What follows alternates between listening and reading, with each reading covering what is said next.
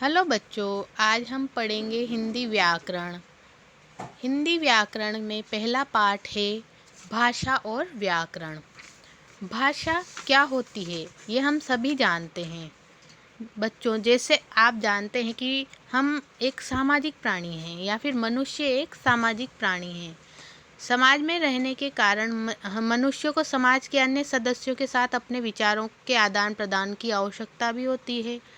हम एक दूसरे से बात किए बिना या किसी को अपने विचार बताए बिना नहीं रह सकते। तो विचारों का आदान प्रदान करने का जो सबसे महत्वपूर्ण साधन होता है वो भाषा होता है। भाषा के द्वारा हम अपनी बात दूसरों तक पहुंचाते हैं।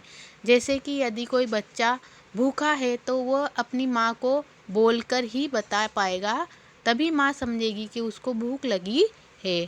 तो इसकी क्या परिभाषा होगी? भाषा की परिभाषा होगी कि जिस साधन द्वारा मनुष्य अपने भाव और विचार लिखकर या बोलकर प्रकट करता है उसे भाषा कहते हैं। ठीक है, तो इसी प्रकार भाषा के कितने रूप हो गए? दो। भाषा के दो रूप हो गए। पहला हो गया आपका मौखिक और दूसरा लिखित। तो मौखिक भाषा तो क्या हो गई? मौखिक भाषा वो होती है जो मनुष्य बोलकर अपनी बातों को दूसरों तक प्रकट करता है, वो तो मौखिक भाषा कहलाती है।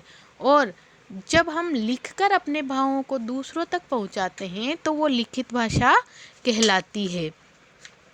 अब हमारे देश में अनेक भाषाएं बोली जाती है, जैसे हिंदी, अंग्रेजी, उर्दू, गुजराती, तमिल, मराठी, मलयालम, है ना।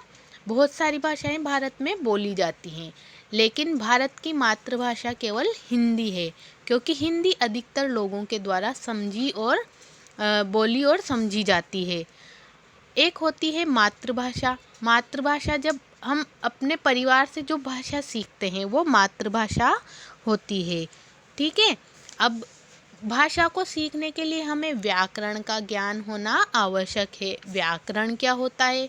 व्याकरण वह शास्त्र होता है जिसके द्वारा हम शुद्ध लिखना, पढ़ना और बोलना सीखते हैं।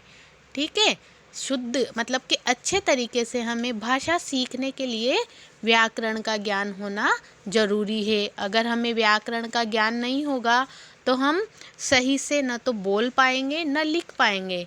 लड़की को लड़का या लड़की के लिए जा रहा है, ऐसे शब्दों का प्रयोग करेंगे तो भाषा गलत हो जाएगी।